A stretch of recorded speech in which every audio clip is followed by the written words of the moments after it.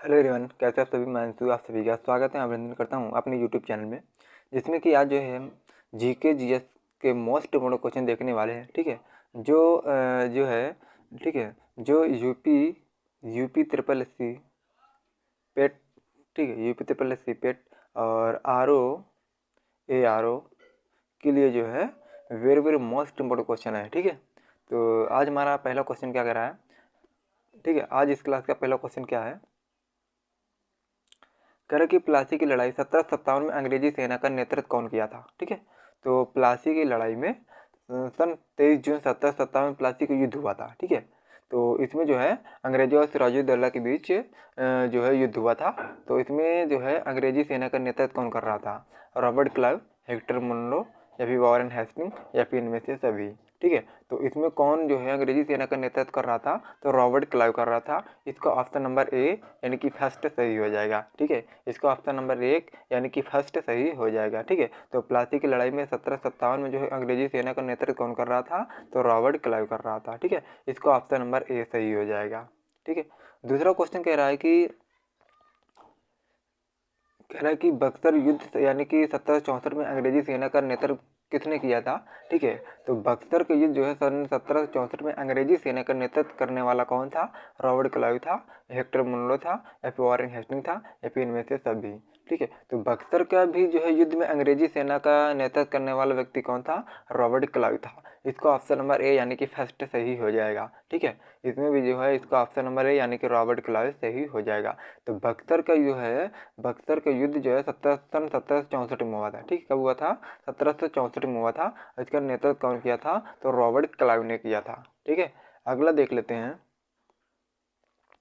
कह कि बंगाल का द्वैध शासन कब तक चला था, तो बंगाल का द्वैध शासन कब से कब तक चला था, 1757 से 1767 तक या फिर 1764 से 1793 तक या फिर 1765 से 1772 तक, 1760 से 1793 तक। ठीक है, तो बंगाल का द्वैध शासन कब तक चला था, तो ये जो है 1765 से लेकर 1772 तक चला था। ठीक है, बंगाल का द्वैध शासन जो है 1765 से लेकर 1772 तक चला था। ठीक है, आपको एक होमवर्क क्वेश्चन दे रहे हैं, बताना कि आपको जो है इलाहाबाद की संधि कब हुई थी। ठीक है, इलाहाबाद की संधि कब हुई थी। ठीक है, तो इलाहाबाद की संधि आपको बताना है कमेंट बॉक्स के माध्यम से कि इलाहाबाद की संधि कब हुई थी। ठीक है, तो इलाहाबाद की संधि बताना है आपको। ठीक है, अगला, तो बंगाल का द्वैध शासन कब तक चला था, तो सन 1765 से लेकर 1772 तक। ठीक है, इसका ऑप्शन नंबर 3 यानी कि सी नंबर सही हो जाएगा। ठीक है, अगला देख लेते हैं।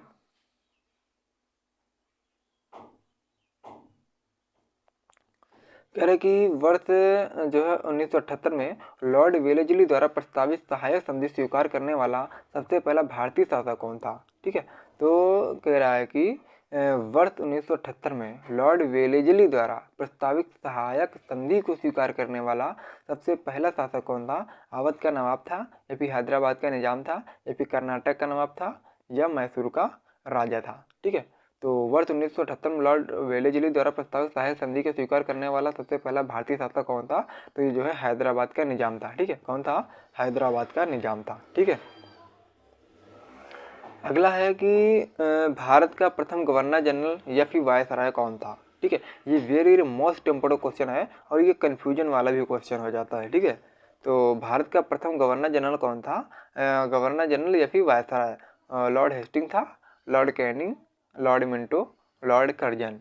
ठीक है, तो भारत का प्रथम गवर्नर जनरल कौन था, तो भारत का प्रथम गवर्नर जनरल जो है लॉर्ड कैनिंग था। ठीक है, कौन था, लॉर्ड कैनिंग था। ठीक है, अगला है,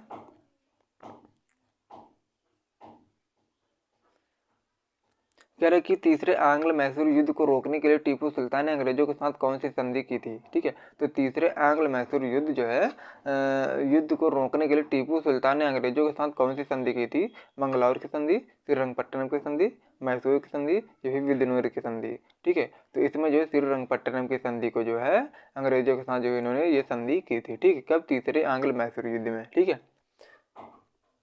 अगला देख लेते हैं।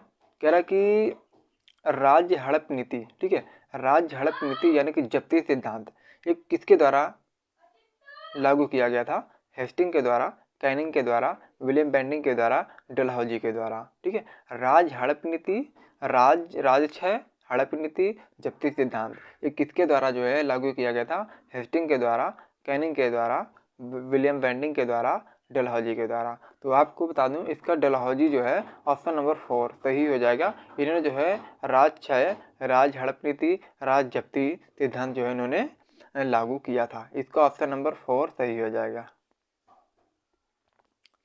अगला है कह रहे कि किस सिख गुरु ने फारसी में जफरनामा लिखा? ठीक है। गुरु हरिराय, गुरु हरकिशन, गुरु गोविंद सिंह, गुरु तेग बहादुर। ठीक है। तो किस सिख गुरु ने जो है फारसी में जफरनामा लिखा? ठीक है, ये नामा हो जाएगा। ठीक है। तो बताना है कि किस सिख गुरु ने जो है फारसी में जफरनामा लिखा है? गुरु हरिराय, गुरु हरिकिशन, गुरु गोविंद सिंह, गुरु तेग बहादुर। तो इसका सही एवं सटीक आंसर ऑप्शन नंबर 3 यानी कि गुरु गोविंद सही हो जाएगा। ठीक है, गुरु गोविंद सिंह सही हो जाएगा। अगला देख लेते हैं। कह रहा है कि भारत में डाक व्यवस्था शुरू करने वाला ब्रिटिश गवर्नर कौन था? तो भारत में डाक व्यवस्था शुरू करने वाला ब्रिटिश गवर्नर कौन था? डलहौजी था, वेलेजली था, ऑकलैंड था या फिर बेंटिक था। ठीक है। तो भारत में डाक व्यवस्था शुरू करने वाला ब्रिटिश गवर्नर था डलहौजी। कौन था?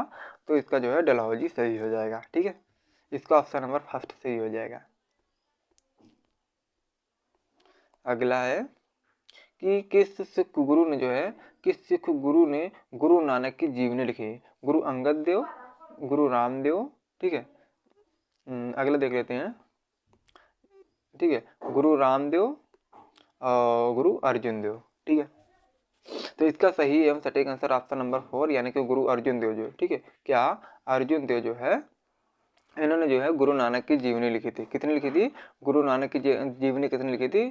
तो गुरु अर्जुन देव ने लिखी थी। ठीक है। अगला कि सिखों के सैन्य संप्रदाय खालसा पंथ का प्रवर्तन किसने किया था? हर राम, हर किशन, गुरु गोविंद सिंह, गुरु तेग बहादुर। ठीक है।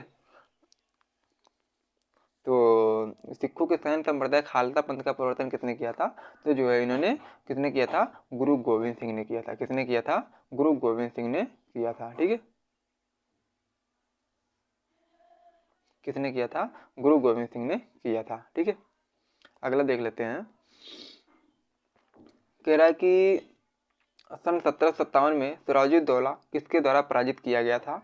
कैनिंग के द्वारा, हेस्टिंग के द्वारा, क्लाइव के द्वारा, कॉर्नवालिस के द्वारा। ठीक है। तो किसके द्वारा जो है पराजित किया गया था? तो ये जो है क्लाइव के द्वारा पराजित किया गया था। किसके द्वारा?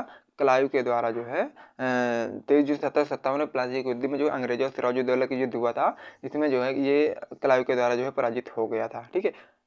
और यही जो है अंग्रेजी सेना का नेतृत्व भी कर रहा था क्लाइव। ठीक है। अगला है कि सुगौली की संधि जो 1816 में किनके बीच हुई थी? ईस्ट इंडिया कंपनी और नेपाल, ईस्ट इंडिया कंपनी और मिथिला, ईस्ट इंडिया कंपनी और अवध, अवध का नवाब और नेपाल। ठीक है। तो सुगौली की संधि जो है किनके बीच हुई थी? तो 1816 में किनके बीच हुई थी? ईस्ट इंडिया कंपनी और नेपाल, ईस्ट इंडिया कंपनी और मिथिला, ईस्ट इंडिया कंपनी और अवध, अवध का नवाब और नेपाल। तो सुगौली की संधि जो है ईस्ट इंडिया कंपनी और नेपाल के मध्य जो है सुगौली की संधि 1816 में हुई थी। इसका ऑप्शन नंबर 1 सही हो जाएगा। ठीक है। अगला है कि टीपू सुल्तान की मृत्यु 1799 कहाँ पर हुई थी? तो टीपू सुल्तान की मृत्यु जो है 1799 में कहाँ पर हुई थी? मैसूर में, कुर्ग में, श्रीरंगपट्टनम में, वांडीवास में। ठीक है। तो इनकी मृत्यु जो है कहाँ पर हुई थी? तो श्रीरंगपट्टनम में हुई थी। ठीक है, कहाँ पर हुई थी? श्रीरंगपट्टनम में हुई थी। ठीक है। टीपू सुल्तान की मृत्यु कहाँ पर हुई थी? 1799 जो है श्रीरंगपट्टनम में हुई थी। अगला है क्योंकि हड़प नीति के अंतर्गत कौन से भारतीय राज्य कब्जे में किए गए? झांसी, नागपुर व त्रावणकोर। ठीक है, त्रावणकोर, और झांसी, नागपुर व सतारा, झांसी, सतारा व मैसूर। ठीक, और चौथा ऑप्शन है मैसूर, सतारा व भावनगर। तो इसका सही एवं सटीक आंसर जो है ऑप्शन नंबर बी यानी कि झांसी, नागपुर व सतारा। ठीक है, ये हड़प नीति के अंतर्गत जो है भारतीय राज्य कब्जे में किए गए थे। ठीक है। तो आज इस क्लास का जो है होमवर्क है आप लोगों के सामने है। कह रहा है कि ठगी प्रथा। ठीक है,